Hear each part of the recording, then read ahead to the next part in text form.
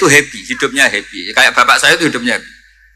Zaman miskin saja nggak pernah susah. Nggak pernah susah. Bapak saya itu khasnya nggak pernah susah.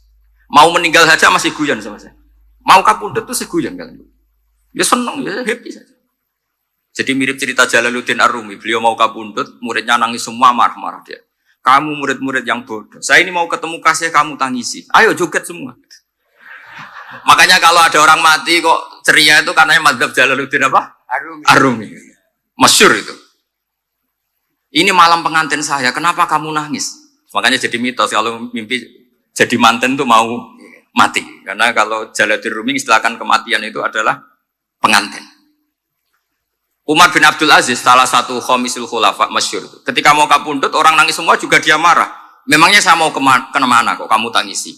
Ila khairi madhubin ila khairi rahimin, ila arhamir rahimin. Timbang kumpul kon sumpek. Adok mati katanya. Memangnya saya mau kemana kan? Ila khairi madhubin ilah, kedat yang terbaik yang kita tuju. Ini mirip Nabi Yahya. Sehingga Nabi Isa ngejlek, mali aroka dohikan, ka'annaka ta'manu min makrillah. Kamu kok sering senyum, sering guyu, ngakak-ngakak, seakan kan kamu tuh tidak pernah akan kena siksa. Nabi Yahya gantian balas, mali aroka abisan, ka'annaka taqnatu min rahmatillah. Lah kamu merengut terus, kaya orang rahmati pengiran saja. Ini terus jadi madhab antara Abdul Hasan Asyadili dan Sayyid Abdullah Al-Haddad. Sayyid Abdullah Al-Haddad juga diikuti banyak kiai. Itu kalau habis sholat tuh masih susah, diterima enggak, sholat kita makbulah apa enggak, puasa kita makbul apa enggak, sujud kita makbul apa enggak. Tapi kalau Abdul Hasan Asyadili, kalau ada orang tanya gitu dimarahin. Sujud kalau ditampi boten, ya Sayyid Abdul Hasan Asyadili, gak usah mikir, ditegur sujud us luar biasa. Orang geruang ditegur sujud, gak usah mikir ditompo tawuran. Loh iya, ketika kita nanti ketemu Allah, prestasi betul gak pernah sujud itu. Sebagai hamba kita bangga pernah sujud, terus gak penting ditompo tawar. Bahkan kalau anak-anak muda ini kepengen ditompo niat elek, ditompo digajar pangeran, terus busu warga, terus sama bidadari gitu. Jadi muni ditompo tapi pikirannya sudah ngayal macam-macam. Kalau madzhab Abdul Hasan Asyadili tidak. Sehingga kitab Hikam, kita tahu kitab Hikam itu adalah dikarang Ibnu Athaillah As-Sakandari, dia muridnya Abdul Abbas Al-Mursi, dan ini terus muridnya Abdul Hasan Asyadili. Itu cerminan Syadiliyah murni. Ya saya ulang lagi, itu cerminan Syadiliyah murni. Sehingga beliau ngendikan masyhur itu, qalilul amali ma'a syuhudil minnah minallah khairun min kasiril amali ma'a ru'yatit taqsir. Jadi amal sedikit tapi yakin itu anugerah Allah, lebih baik beramal banyak tapi masih merasa salah karena ra ono syukure.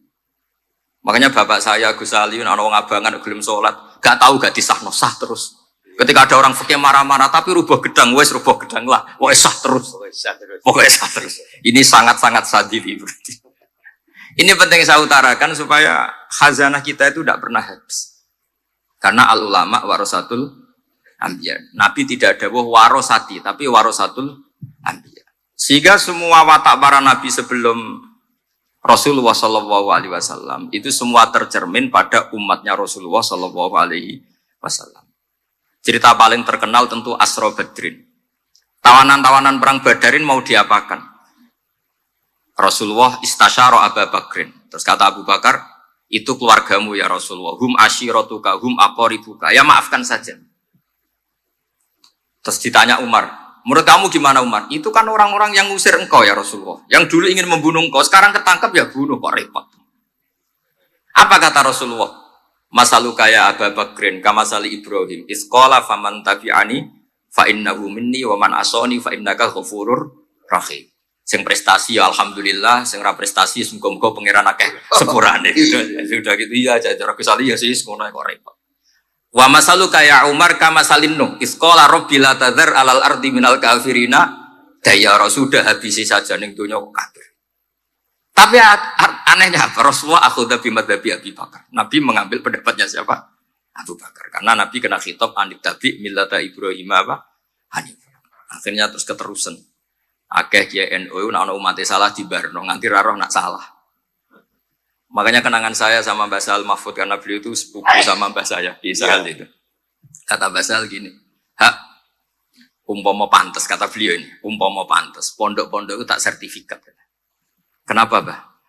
Lah ya akeh kiai gondrong muridnya kon gondrong kabeh terus kadang rapati salat jari diulang kali jogo. Engko neng kali-kali golek Nabi Khidir gak tau ngaji. Lah ngene ku nak ditakoki afiliasine kok NU gitu. Mau disertifikat, jadi distandarkan. Pokoknya anggere gak ono takribe ya ora NU gitu. Karena nanti kalau nggak disertifikat ini terus khayal-khayal macam-macam ini rata-rata kan afiliasinya juga ngeklaim NU. Padahal ya itu tadi. Jadi diulang kali Jogo langsung diulang macam-macam. Ini penting saya utarakan karena standarisasi ini penting. Caranya gimana? Kita harus sebanyak mungkin baca khazanah Islam. Makanya Imam Ghazali, kayak apa pinternya Imam Ghazali? Beliau di akhir kitab yang ngendikan wa alaika bimudawamati mutalaati kitab khilyatil auliya wa tabaqatil asfiya. Sehingga kita akan punya khazanah yang luar biasa. Saya punya banyak tentang kearifan ya para ulama-ulama dulu. Di antaranya dulu saya sering diceritain bapak tapi gak paham, tapi setelah saya ngaji lama-lama paham. Beliau pernah didawi Badullah gini, Nur dhisik ana wong salat 2 rakaat. Terus syukur akhirnya sholat lagi sampai 4 rakaat.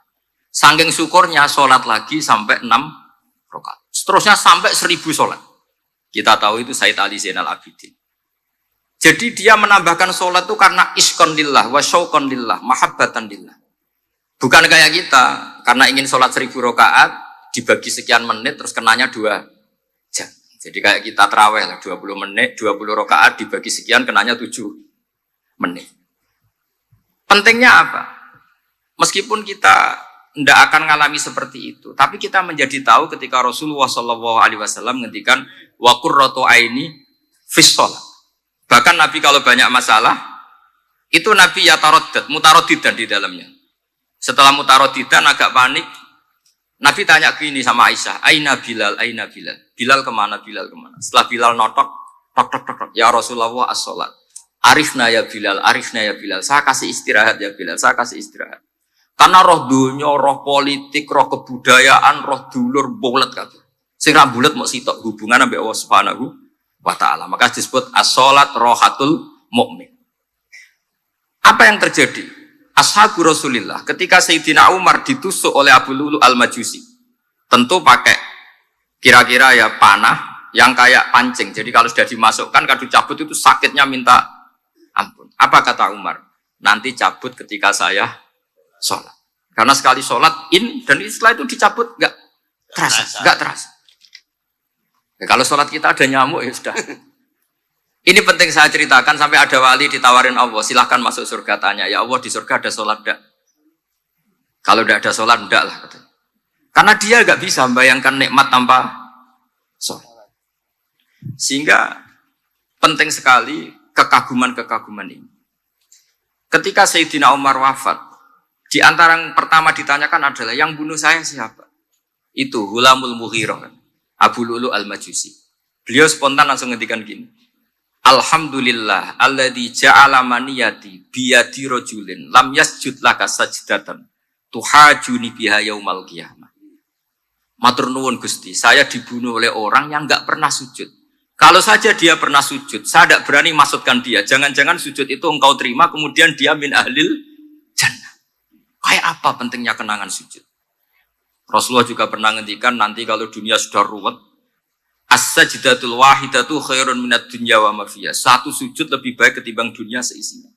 Karena itu kelayakan kita sebagai hamba. Makanya Abu Hasan Asadili ngendikan, sudahlah, kafal amilina jazaan an radiyaka laka ahlan, sudah ditakdir ngamal, sudah harus syukur. Kok mikir ditompo ta ora usah, gak penting. Itu madzhab Abu Hasan Asadili. Dan itu ditiru para kiai-kiai kita. Madzhab Said Abdul Haddad juga ditiru kiai-kiai kita. Sehingga sedekah Rasulullah ketika ngendikan al ulama warasatul anbiya. Ini penting saya utarakan karena khazanah kita biar tetap kaya. Makanya masyhur dalam Manaqibul Ghazali kita tahu Imam Ghazali itu orang yang luar biasa, pengarang Ihya. Saya punya banyak karangan beliau, Al-Arba'in Al-Usul. Tapi yang paling saya cintai tentu Ihya, kitab Mustasfa, kitab Qawaid Fikih itu Usulul Fikih. Manaqibul Ghazali adalah Rasulullah pernah jejer Nabi Musa. Terus Rasulullah ngendikan ulama ummati ka anbiya'i Bani Israel.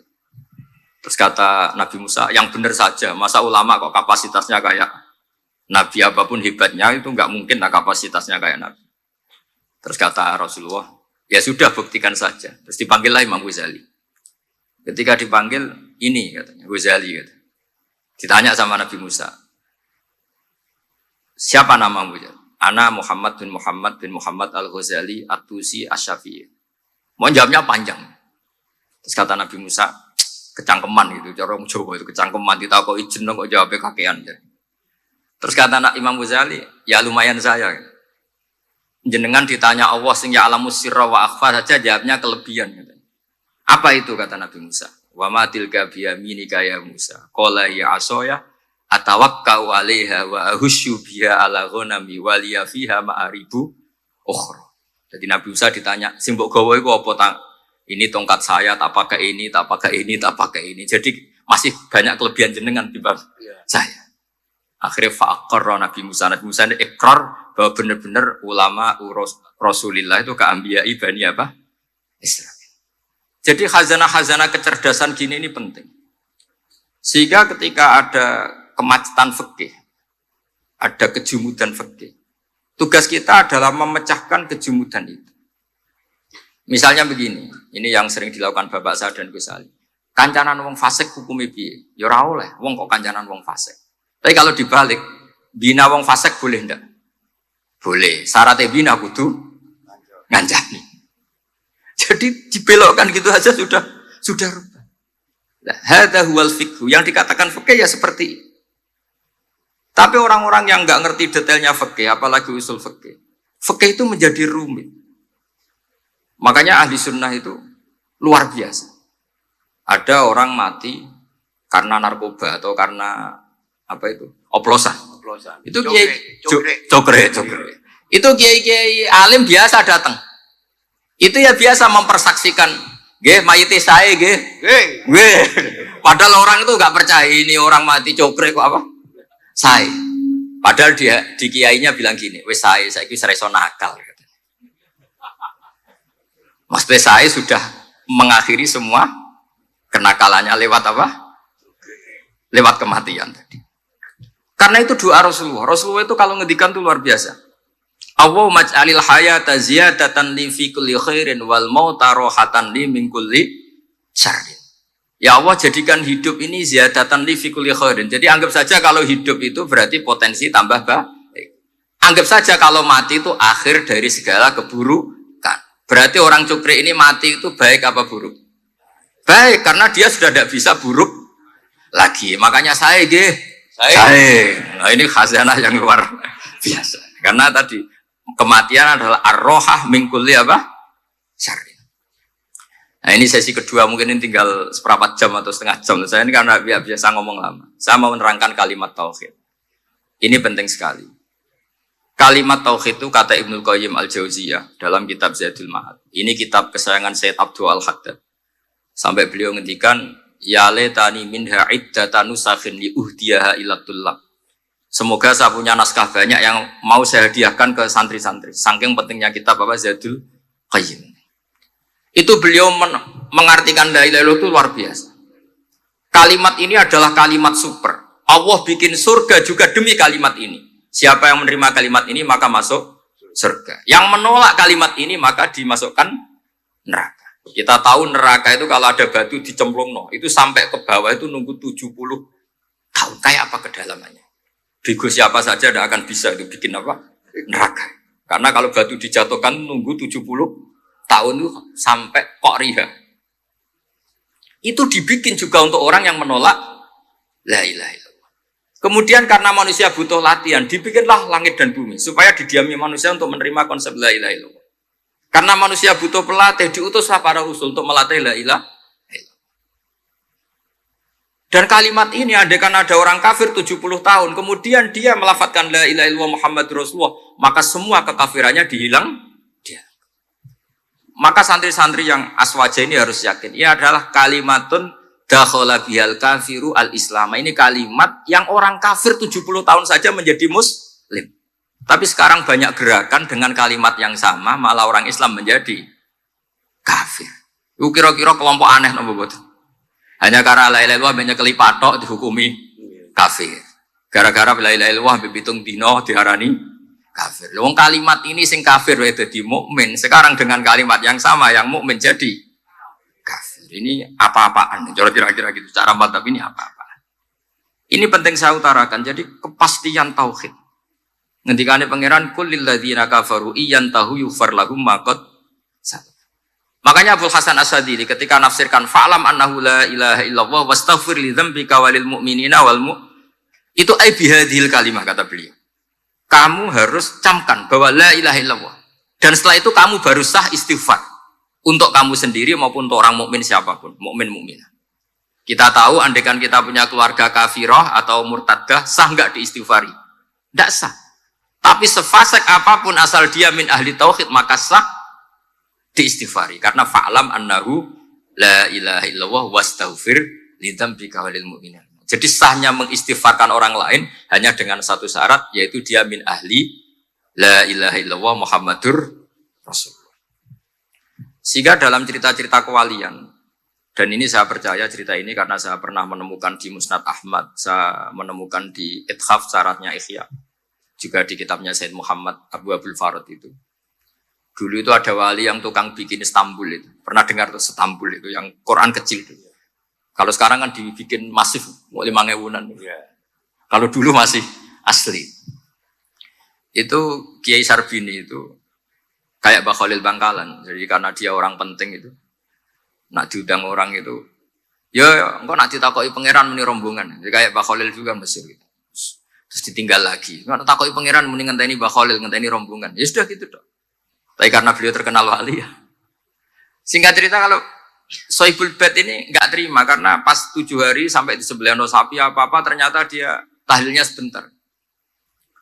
Terus kata beliau, ya sudah semua makanan itu ditimbang pakai pohon kelapa. Yang satu kosongin katanya. Kifatul mizan yang satu atau kafatain mizan yang satu dikosongin. Beliau datang yang bikin Istanbul tadi. Bilang bis itu sudah jompat kan. Sudah tinggi bismillahnya. Kata beliau, bismillahku ra genep ae wis ngalahno pakananmu, apalagi genep kata. Ini penting saya utarakan nanti di cerita yang di kitab Musnad Ahmad. Ini perlu dicamkan. Saya hafalkan hadis itu. Inna wa ta'ala istakhlasa rajulan min ummati ala ru'usil khalaik. Setelah dipertontonkan, fayan syuru alaihi tis'an wa tis'ina sijillan. Kullu sijilin minha maddul basar. Jadi ketika dipertontonkan itu ada satu box. Yang satu boxnya itu sudah sepanjang mata melihat. Sudah satu boxnya saja itu mislu maddil basar, sepandang mata melihat. Apalagi di 99. Terus Allah itu fair. Allah tanya, afalaka uzrun, apa kamu melakukan kesalahan banyak ini punya alasan? Enggak katanya. Adzolamat kata badi al-hafidun. Apa memang malaikat itu sentimen sehingga salah kamu tok yang ditulis, kalau kamu nggak salah nggak ditulis? Ndak ya Allah. Terus kata Allah, bala innalaka inti hasanah, kamu masih punya satu kebaikan. Ketika Allah bilang kamu punya satu kebaikan, apa kata lelaki tadi?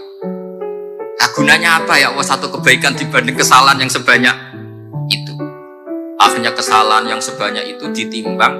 Sing timbang satunya itu hanya la ilaha illallah Muhammadur Rasulullah. Fato syat as-sijillat. Semua catatan salah tadi kalah. Kenapa? Fala yaskulu ma'asmillahi ta'ala syai'un. Karena di dunia maupun akhirah, di dunia maupun akhirah, di dunia maupun